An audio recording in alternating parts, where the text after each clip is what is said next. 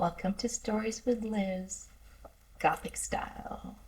Today we are doing my favorite Gothic short story written by Charles Dickens. It is called A Madman's Manuscript. It was released in 1836 and it is just brilliantly written.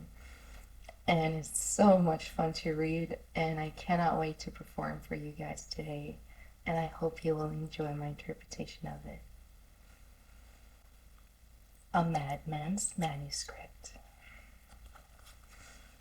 He had taken a few turns from the door to the window, and from the window to the door, when the clergyman's manuscript for the first time entered his head. It was a good thought. If it failed to interest him, it might send him to sleep.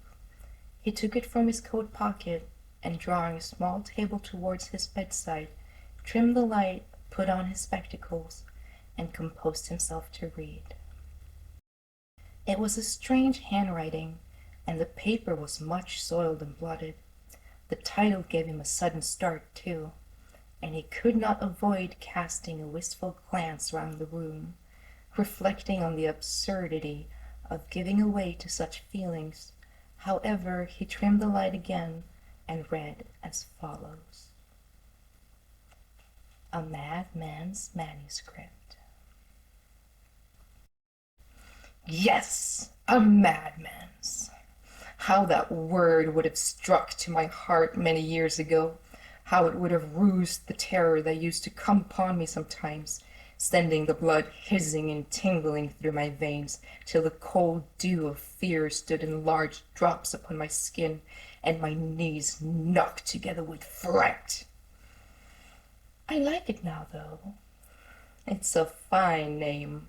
Show me the monarch whose angry frown was ever feared like the glare of a madman's eye, whose cord and axe were ever half so sure as a madman's grip. Ho, ho, it is a grand thing to be mad. To be peeped at like a wild lion through the iron bars, to gash one's teeth and howl through the long still night to the merry ring of a heavy chain, and to roll and twine amongst the straw, transported with such brave music. Hurrah for the madhouse! Oh, it's a rare place. I remember days when I was afraid of being mad, when I used to start from my sleep and fall upon my knees and pray to be spared from the curse of my race, when I rushed from the sight of merriment or happiness to hide myself in some lonely place and spend the weary hours in watching the progress of the fever that was to consume my brain. I knew that madness was mixed up with my very blood and the marrow of my bones, that one generation had passed away without the pestilence appearing among them, and that I was the first in whom it would revive. I knew it must be so, that so it always had been, and so it ever would be. And when I cowered in some obscure corner of a crowded room and saw men whisper and point and turn their eyes towards me, I knew they were telling each other of the doomed madman, and I slunk away again to mope in solitude. I did this for years. Long, long years they were. The nights here are long sometimes, very long. But they are nothing to the restless nights and dreadful dreams I had at that time. It makes me cold to remember them. Large, dusky forms with sly and jeering faces crouched in the corner of the room and bent over my bed at night, tempting me to madness. They told me in low whispers that the floor of the old house in which my father's fathers died was stained with his own blood, shed by his own hand in raging madness. I drove my fingers into my ears, but they screamed into my head till the room rang with it. That in one generation before him the madness slumbered, but that his grandfather had lived for years with his hands feathered to the ground, to prevent his tearing themselves to pieces. I knew they told the truth. I knew it well. I had found it out years before. They had tried to keep it from me. Ha ha! I was too cunning for them, madman as they thought me. At last it came upon me, and I wondered how I could have ever feared it. I could go into the world now and laugh and shout with the best among them. I knew I was mad, but they did not even suspect it. How I used to hug myself with delight when I thought of the fine trick I was playing them, after their old pointing and leering, when I was not mad, but only dreading that I might one day become so, and how I used to laugh for joy when I was alone, to think how well I kept my secret, and how quickly my kind friends would have fallen from me if they had known the truth. I could have screamed with ecstasy when I dined alone with some fine roaring fellow, to think how pale he would have turned, and how fast he would have run, if he had known that the dear friend who sat close to him, sharpening a bright glittering knife, was a madman with all the power and half the will to plunge it into his heart. Oh, it was a merry life. Riches became mine, wealth poured in upon me, and I rioted in pleasures enhanced 1,000-fold to me by the consciousness of my well-kept secret. I inherited an estate. The law, the eagle-eyed law itself, had been deceived, and had handed over disputed thousands to a madman's hand. I had money. How I was courted! I spent it profusely. How I was praised! How those 3 proud, overbearing brothers humbled themselves before me. The old white-headed father, too, such deference, such respect, such devoted friendship. He worshipped me. The old man had a daughter, and the young men a sister, and all the 5 were poor, and I was rich. And when I married the girl, I saw a smile of triumph play upon the faces of her needy relatives, as they thought of their well-planned scheme and their fine prize. But it was for me to smile, to laugh outright, and tear my hair and roll upon the ground with shrieks of merriment. They little thought they had married her to a madman. Stay, if they had known it, would they have saved her, a sister's happiness against her husband's gold? The lightest feather I blow into the air against the gay chains that ornaments my body? In one thing I was deceived with all my cunning. If I had not been mad, for though we madmen are sharp-witted enough, we get bewildered sometimes, I should have known that the girl would rather have been placed stiff and cold in a dull-leaden coffin than borne an envied bride to my rich, glittering house. I should have known that her heart was with the dark-eyed boy whose name I once heard her breathe out in her troubled sleep, and that she had been sacrificed to me to relieve the poverty of the old white-headed man and the haughty brothers. I don't remember forms or faces now, but I know the girl was beautiful. I know she was.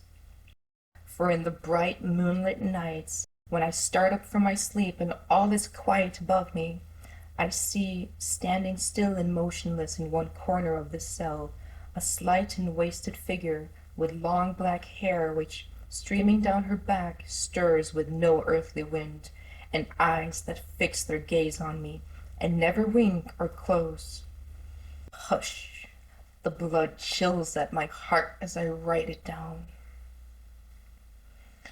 That form is hers. The face is very pale, and the eyes are glassy bright, but I know them well. That figure never moves, it never frowns, and mouths as others do that fills this place sometimes. But it is much more dreadful to me, even than the spirits that tempted me many years ago. It comes fresh from the grave, and it is so very deathlike. For nearly a year I saw that face grow paler. For nearly a year I saw the tears steal down the mournful cheeks, and never knew the cause. I found it out at last, though. They could not keep it from me long. She had never liked me. I had never thought she did. She despised my wealth and hated the splendor in which she lived. I had not expected that. She loved another. This I had never thought of. Strange feelings came over me, and thoughts forced upon me by some sacred power whirled round and round my brain. I did not hate her, though I hated the boy she still wept for. I pitied, yes, pitied, the wretched life to which her cold and selfish relations had doomed her. I knew that she could not live long, but the thought that before her death she might give birth to some ill-fated being destined to hand down madness to its offspring determined me, and I resolved to kill her. For many weeks I thought of poison, and then of drowning, and then of fire. A fine sight, the grand house in flames, and the madman's wife smouldering away to cinders.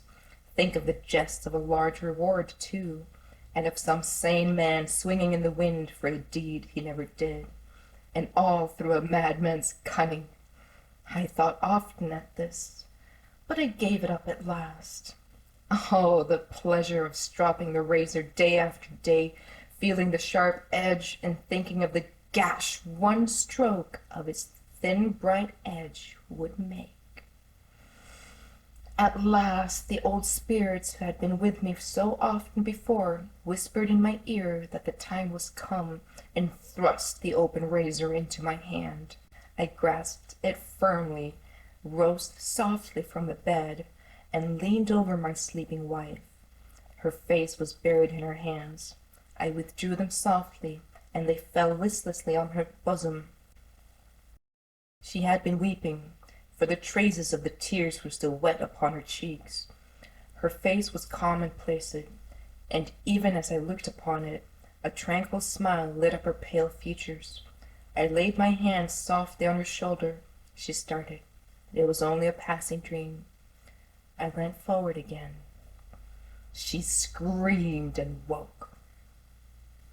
One motion of my hand, and she would never again have uttered cry or sound. But I was startled and drew back.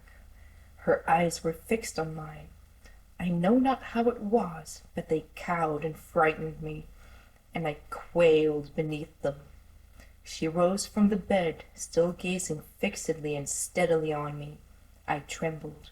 The razor was in my hand, but I could not move. She made towards the door. As she neared it, she turned and withdrew her eyes from my face, and the spell was broken. I bounded forward and clutched her by the arm. Uttering shriek upon shriek, she sank upon the ground. Now I could have killed her without a struggle. But the house was alarmed. I heard the tread of footsteps on the stairs. I replaced the razor in its usual drawer, unfastened the door, and called loudly for assistance. They came and raised her and placed her on the bed. She lay bereft of animation for hours, and when life, look, and speech returned, her senses had deserted her, and she raved wildly and furiously. Doctors were called in, great men who rolled up to my door in easy carriages, with fine horses and gouty servants. They were at her bedside for weeks. They had a great meeting and consulted together in low and solemn voices in another room. One, the cleverest and most celebrated amongst them, took me aside, bidding me prepare for the worst, told me, the madman, that my wife was mad. He stood close beside me at an open window, his eyes looking in my face and his hand laid upon my arm. With one effort I could have hurled him to the street beneath. It would have been a rare sport to have done it, but my secret was at stake, and I let him go. A few days after, they told me I must place her under some restraint. I must provide a keeper for her. I went into the open field where none could hear me, and laughed till the air resounded with my shouts. She died the next day. The white-headed old man followed her to the grave, and the proud brothers dropped a tear over the insensible corpse of her whose sufferings they had regarded in her lifetime with muscles of iron. All this was food for my secret mirth, and I laughed behind the white handkerchief which I held up to my face as we rode home, till the tears came into my eyes. But though I had carried out my object and killed her, I was restless and disturbed, and felt that before long my secret must be known. I could not hide the wild mirth and joy which boiled within me and made me, when I was alone at home, jump up and beat my hands together, and dance round and roar out loud. When I went out and saw the busy cowards hurrying about the streets or to the theatre, and heard the sound of music and beheld the people dancing, I felt such glee that I could have rushed amongst them and torn them to pieces limb from limb, and howled in transport. But I ground my teeth and stuck my feet upon the floor, and drove my sharp nails into my hands, and I kept it down, and no one knew I was a madman yet. I remember, though it is one of the last things I can remember, for now I mix up realities with my dreams, and having so much to do and always being hurried here, have no time to separate the two from some strange confusion in which they get involved. But I remember how I let it out at last. I think I see their frightened looks now, and feel the ease with which I flung them from me and dashed my clenched fists into their white faces, and then flew like the wind and left them screaming and shouting far behind. The strength of a giant comes upon me when I think of it. There, see how this iron bar bends beneath my furious wrench. I could snap it like a twig. Only there are long galleries here with many doors. I don't think I could find my way along them, and even if I could, I know there are iron gates below, which they keep locked and barred. They know what a clever madman I have been, and they are proud to have me here to show. Let me see. Yes, I had been out. It was late at night when I reached home, and found the proudest of the 3 proud brothers waiting to see me. Urgent business, he said. I recollect it well. I hated that man with all a madman's hate. Many and many a time had my fingers longed to tear him. They told me he was there. I ran swiftly upstairs. He had a word to say to me. I dismissed the servants. It was late, and we were alone together for the first time. I kept my eyes carefully from him at first, for I knew what he little thought, and I gloried in the knowledge that the light of madness gleamed from them like fire. We sat in silence for a few minutes. He spoke at last. My recent dissipation and strange remark, made so soon after his sister's death, were an insult to her memory. Compelling together many circumstances which had at first escaped his observation, he thought I had not treated her well. He wished to know whether he was right in inferring that I meant to cast a reproach upon her memory and a disrespect upon her family. It was due to the uniform he wore to demand this explanation. This man had a commission in the army, a commission purchased with my money and his sister's misery. This was the man who had been foremost in the plot to ensnare me and grasp my wealth. This was the man who had been the main instrument in forcing his sister to wed me, well knowing that her heart was given to that puling boy. Due to his uniform, the livery of his degradation. I turned my eyes upon him. I could not help it, but I spoke not a word. I saw the sudden change that came upon him beneath my gaze. He was a bold man, but the color faded from his face, and he drew back his chair. And I dragged mine nearer to him, and as I laughed, I was very merry then, I saw him shudder. I felt the madness rising within me. He was afraid of me. "You were very fond of your sister when she was alive," I said. "Very." He looked uneasily round him, and I saw his hand grasp the back of his chair, but he said nothing. "You villain," said I. "I found you out. I discovered your hellish plot against me. I know her heart was fixed on someone else before you compelled her to marry me. I know it. I know it." He jumped suddenly from his chair, brandished it aloft, and bid me to stand back, for I took care of getting closer to him all the time I spoke. I screamed rather than I talked, for I felt tremendous passions eddying through my veins, and the old spirits whispering and taunting me to tear his heart out.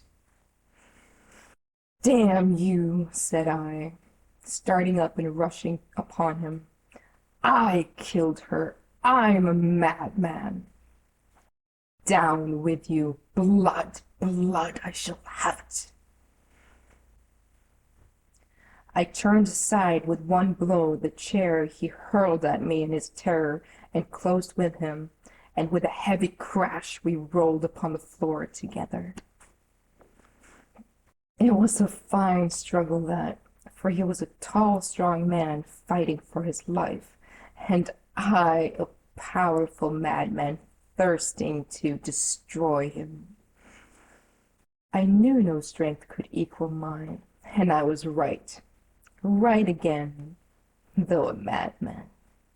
Struggles grew fainter. I knelt upon his chest and clasped his brawny throat firmly with both hands. His face grew purple. His eyes were starting from his head, and with protruded tongue he seemed to mock me, and I squeezed the tighter. The door was suddenly burst open with a loud noise, and a crowd of people rushed forward, crying aloud to each other to secure the madman.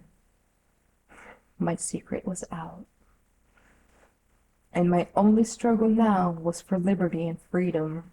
I gained my feet before a hand was on me, threw myself among my assailants, and cleared my way with my strong arm, as if I bore a hatchet in my hand, and hewed them down before me. I gained the door, dropped over the banisters, and in an instant was in the street. Straight and swift I ran, and no one dared to stop me. I heard the noise of feet behind, and redoubled my speed. It grew fainter and fainter in the distance, and at length died away altogether, but on I bounded, through marsh and rivulet, over fence and wall, with a wild shout which was taken up by the strange being that flocked round me on every side, and swelled to the sound till it pierced the air. I was borne upon the arms of demons, who swept along upon the wind, and bore down bank and hedge before them, and spun me round and round with a rustle and a speed that made my head swim, until at last they threw me from them with a violent shock, and I fell heavily upon the earth.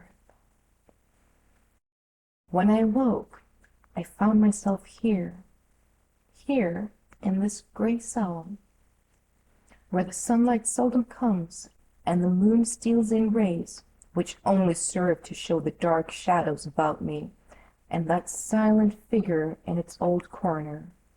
When I lie awake, I can sometimes hear strange shrieks and cries from distant parts of this large place. What they are, I do not know, but they neither come from that pale form, nor does it regard them.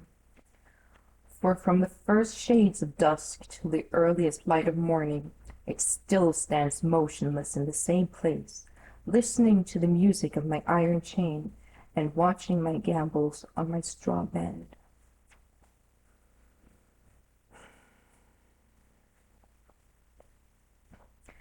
At the end of the manuscript was written, in another hand, this note: "The unhappy man whose ravings are recorded above was a melancholy instance of the baneful results of energies misdirected in early life and excesses prolonged until their consequences could never be repaired.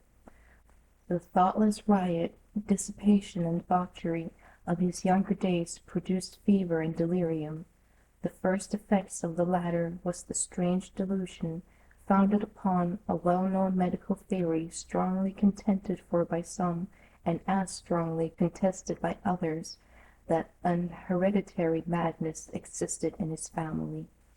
This produced a settled gloom, which in time developed a morbid insanity, and finally terminated in raving madness. There is every reason to believe that the events he detailed, though distorted in the description by his diseased imagination, really happened. It is only a matter of wonder to those who were acquainted with the vices of his early career that his passions, when no longer controlled by reason, did not lead him to the commission of still more frightful deeds."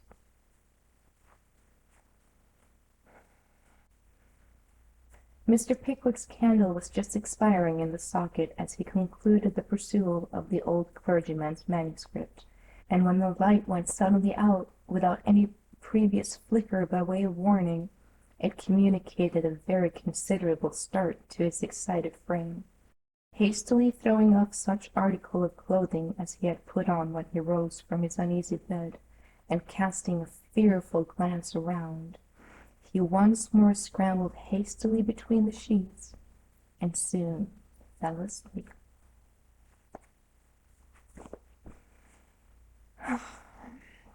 Brilliant story. I hope you enjoyed it as much as I did. I won't have a rule about it, but I guess about once a month I'll be doing another Gothic or horror story. So if you enjoyed this and stuff like this, hit that subscribe button and you won't miss the next story. If you feel like something a little lighter after this, then I'll link to a couple of other types of stories after this. Hope you enjoyed. I know I did. And hope to see you next time. Bye.